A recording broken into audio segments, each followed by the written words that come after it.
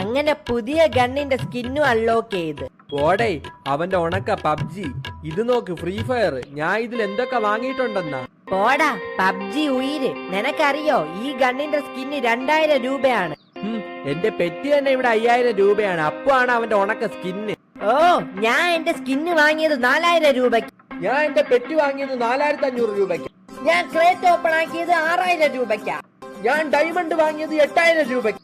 ഒരു കാര്യം, ഇതിനൊക്കെ നിനക്ക് പൈസ എവിടെന്ന്?